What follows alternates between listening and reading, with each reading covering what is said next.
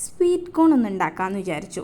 എനിക്കിത് ഭയങ്കര ഇഷ്ടമാണ് കേട്ടോ. സാധാരണ പുറത്തൊക്കെ പോകുന്ന സമയത്ത് ബീച്ചിലൊക്കെ മിക്കപ്പോഴും ഞാൻ കഴിക്കുന്ന ഒരു സാധനമാണ് ഇത്.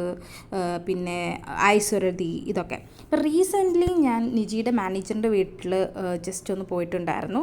അപ്പം അവർ ഞങ്ങൾക്ക് ചായേൻ്റെ കൂടെ ഞങ്ങൾക്ക് സ്വീറ്റ് കോൺ തന്നു. അടിപൊളിയായിരുന്നു. അപ്പം വിചാരിച്ചു എനിക്കിത് ഉണ്ടാക്കി നോക്കണം എന്ന്. അവിടെ നിന്ന് ഇറങ്ങി നേരെ കടയിൽ പോയി സ്വീറ്റ് കോണൊക്കെ ഞങ്ങൾ മേടിച്ചു. നേരെ ഫ്രിഡ്ജിൽ കയറ്റി. പിന്നെ ഒരു അനക്കം ഉണ്ടായിരുന്നില്ല. ഇന്നാണ് അതിനൊരു സമയം വന്നതെന്ന് പറയാമല്ലോ. പാനിൽ ചൂടാക്കി അതിലേക്ക് കുറച്ച് വെള്ളം ഒഴിച്ച് നമ്മളെ കോൺ അതിലേക്കിട്ട് വേവിച്ചു.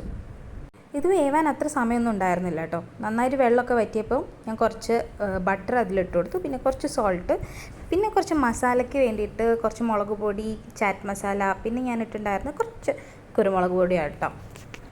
നന്നായിട്ട് ഇളക്കി കൊടുത്തു. എന്നിട്ട് ഗ്യാസ് ഞാൻ ഓഫ് ചെയ്തിട്ടുണ്ടായിരുന്നേ. അത് കഴിഞ്ഞ് കുറച്ച് നാരങ്ങേൻ്റെ നീര് ഒറ്റിച്ചു കൊടുത്ത് ഒന്ന് നന്നായി ഇളക്കി. അപ്പം നമ്മളെ സാധനം റെഡി ആയിട്ടുണ്ട്. ഇനി കഴിക്കാൻ പോവാണ്.